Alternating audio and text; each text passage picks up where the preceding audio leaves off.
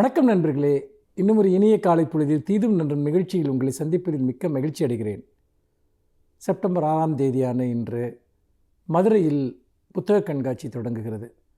சென்னை புத்தக கண்காட்சிக்கு பிறகு தமிழ்நாட்டில் மிக சிறப்பாக நடந்து வரும் புத்தக கண்காட்சிகளில் ஒன்று மதுரை புத்தக கண்காட்சி என்று சொல்லலாம்.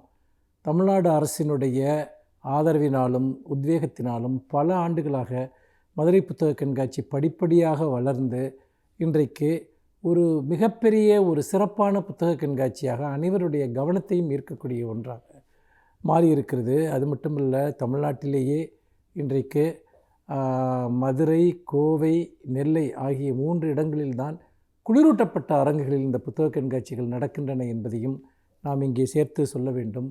தமிழ்நாடு அரசு மாவட்டம் தோறும் நடத்தி வருகிற புத்தக கண்காட்சிகள் புத்தக கண்காட்சி இயக்கத்திற்கும் அறிவுசார் இயக்கத்திற்கும் ஒரு பெரும் உத்வேகத்தை அளித்திருக்கிறது என்பதையும் பார்க்கிறோம். இன்று தொடங்குகிற இந்த மதுரை புத்தக கண்காட்சி என்பது தினம் தினம் மிக சிறப்பான உரைகள், புத்தக வெளியீட்டு விழாக்கள் என்று கலை நிகழ்ச்சிகள், பள்ளி மாணவர்களுக்கான மிக பிரம்மாண்டமான நிகழ்ச்சிகள் என்று ஒரு மிகப்பெரிய அளவிற்கு மக்களுடைய எதிர்பார்ப்புகளை உருவாக்கக்கூடிய ஒன்றாக இந்த மதுரை புத்தக கண்காட்சி இந்த 6ஆம் தேதியிலிருந்து செப்டம்பர் 6லிருந்து 16ஆம் தேதி வரை நடைபெற இருக்கிறது.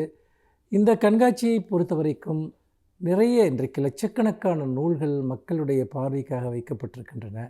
இந்த இடத்தில்தான் இந்த மதுரை புத்தக கண்காட்சி, அதாவது இன்றைக்கு தமிழ் வளர்த்த மதுரையில் நடக்கக்கூடிய இந்த புத்தக கண்காட்சி இந்த மதுரையில் தொடங்குகிற இந்த சமயத்தில்தான் தமிழ் சமூக புத்தகங்களை எப்படி எதிர்கொள்கிறது என்பதை பற்றிய சில சிந்தனைகளை பகிர்ந்து கொள்வது முக்கியம் என்று நான் நினைக்கிறேன்.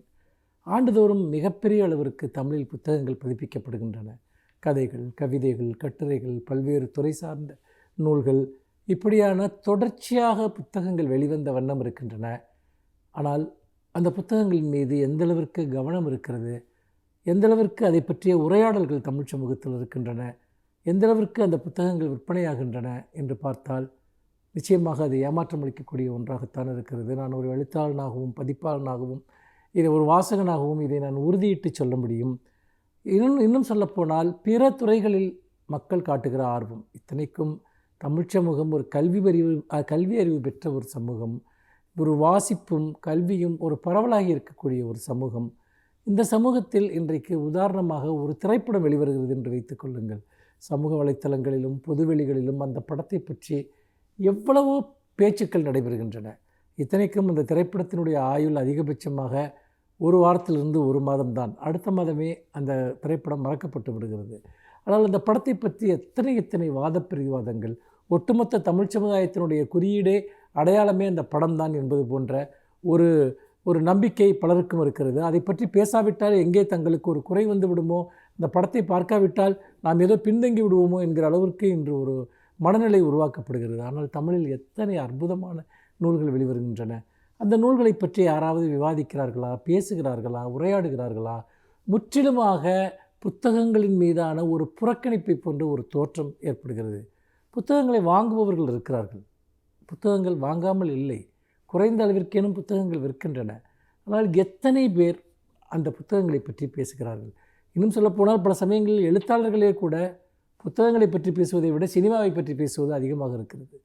சினிமாவுக்கு நாம் எதிராக இல்லை, நாம் சினிமாவை புறக்கணிக்கவில்லை. ஆனால் அதற்குரிய இடத்திற்கு மேலான ஒரு தகுதியை நாம் தொடர்ந்து கொடுத்து கொண்டிருக்கிறோம். புத்தகங்களை நாம் புறக்கணிக்க தொடங்கி இருக்கிறோமோ என்ற ஒரு அச்சம் மேலிடுகிறது. அந்த புறக்கணிப்பு என்பது நம் வரலாற்றின் மீதான புறக்கணிப்பாக, தமிழ் பண்பாட்டின் மீதான ஒரு புறக்கணிப்பாக மாறிவிடக்கூடாது என்பதுதான் நம்முடைய கவலை. மீண்டும் இன்னும் ஒரு புதிய சிந்தனையோடு உங்களை சந்திக்கிறேன்.